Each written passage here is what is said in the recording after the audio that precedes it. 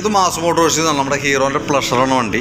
Self സ്റ്റാർട്ടാണ് complaint പറഞ്ഞ് വന്നതാണ്. അപ്പോൾ നമുക്ക് സെൽഫ് സ്റ്റാർട്ടിൻ്റെ കംപ്ലയിൻറ്റുമായി ബന്ധപ്പെട്ട് നമ്മളതിൻ്റെ ഈ ബെൻഡെക്സ് യൂണിറ്റ് പ്രോപ്പറായിട്ട് വർക്ക് ചെയ്യാത്തതാണ് നമ്മളത് അഴിച്ച് ചെക്ക് ചെയ്തത്. അപ്പോൾ ഓൾറെഡി ബെൻഡെക്സ് കംപ്ലയിൻ്റ് ആണ്. അതിൻ്റെ കവറിങ് സ്പ്രിങ് കാര്യങ്ങളൊക്കെ പൊട്ടിപ്പോയി തന്നെയല്ല ചില സമയങ്ങളിൽ അത് ടൈറ്റായിട്ട് നിൽക്കുന്നുണ്ട്. അപ്പോൾ ബെൻഡെക്സ് യൂണിറ്റ് നമുക്ക് എന്തെങ്കിലും മാറ്റിയിടണം.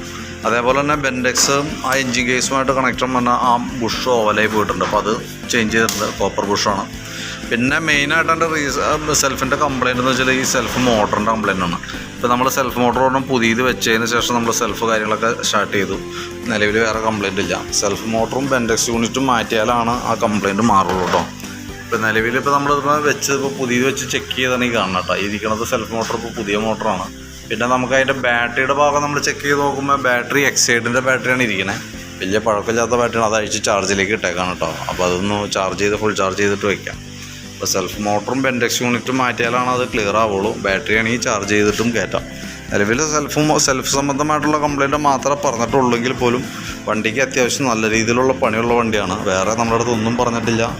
അതുകൊണ്ട് നമ്മൾ വേറെ ഒന്നും ചെയ്യുന്നില്ല. സെൽഫുമായി ബന്ധപ്പെട്ട കംപ്ലയിൻറ്റ് മാത്രമാണ് ചെയ്യണുള്ളൂ കേട്ടോ. അപ്പോൾ അതിൻ്റെ ഏകദേശം ഒരു എസ്റ്റിമേറ്റ് ഡീറ്റെയിൽസ് ഒന്ന് വിളിച്ച് പറയാം. അതനുസരിച്ചിട്ട് നമുക്ക് നോക്കിയിട്ട് എമൗണ്ടുമായിട്ട് സെറ്റ് ചെയ്ത് നോക്കിയിട്ട് വർക്ക് കംപ്ലീറ്റ് ചെയ്യാം. ഓക്കെ.